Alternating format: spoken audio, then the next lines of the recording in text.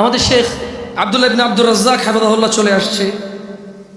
আমি অনুভব করি মন থেকে আমার কথা বলা এবং ওনার কথা বলা দুইটা কথা হলেও ওনার কথা বলায় আমার কথা বলার চাইতে বেশি জ্ঞান প্রচার এবং প্রসার পায়, এটা আমি মনে করে বিশ্বাস করি। সেজন্য আমি জ্ঞানকে অগ্রাধিকার দেব, বুদ্ধিমত্তাকে অগ্রাধিকার দেব, দিয়ে আমি আমার বক্তব্য বেশি লম্বা করব না, 2-3 মিনিটের মধ্যে শেষ করে দেবো ইনশাআল্লাহুল আজিজ।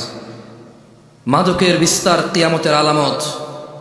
ভাই আমার, ঘুষ, সুদ, চুরি, ডাকাতি, দুর্নীতি করে এই সম্পদের পাহাড় কার জন্য? সন্তানের জন্য। তোমার সন্তানের উপরে আসমানটা ভেঙে পড়বে, এই জমিনটা ফেটেও ধসে যাবে, কারণ তুমি টাকার বলিবশত হয়ে, ক্ষমতার বলিবশত হয়ে, উদাসীনতায়, শারীরিক আনন্দে তুমি ভুলে গেছো। আনাস ইবনে মালিক রাদিয়াল্লাহু আনহু قال, আনাস ইবনে মালিক রাদিয়াল্লাহু আনহু থেকে বর্ণিত, তিনি বলেন قال রাসূলুল্লাহ সাল্লাল্লাহু আলাইহি ওয়াসাল্লাম, আল্লাহর রাসূল সাল্লাল্লাহু আলাইহি ওয়াসাল্লাম বলেছেন, মিন আশরাতিস সাআতি আন ইউরফাআল ইলম, কিয়ামতের আলামত হচ্ছে, কিয়ামতের আলামতের অন্যতম আলামত হচ্ছে ইলম উঠে যাওয়া, ওয়ায়াসবুতাল জাহল, মূর্খতা প্রতিষ্ঠিত হওয়া, ওয়ায়ুশরাবাল খামরু ওয়ায়াযহারাজ জিনা। মানে কিয়ামতের অন্যতম আলামত হচ্ছে ইলম উঠে যাবে, মূর্খতা প্রতিষ্ঠিত হবে, মদ পান ও জিনা ব্যভিচার প্রচার হবে, ব্যাপক হবে, বৃদ্ধি পাবে। তো জিনা ব্যভিচারের নেশা করে যে তুমি কিয়ামতকে নিয়ে আসবা, এই সম্পদ, এই সুন্দর বাড়ি গাড়ি, সন্তান তো ভোগ করতে পারবে না, ওর উপরে তো পাথরের বৃষ্টি হবে, ওর উপরে তো জমিন, ওর নিচে তো জমিন ধসে যাবে, ও তো ওর গোষ্ঠী শুদ্ধ উদ্ধার হয়ে যাবে। ভাই, সো নিজের সন্তানের কথা চিন্তা করো।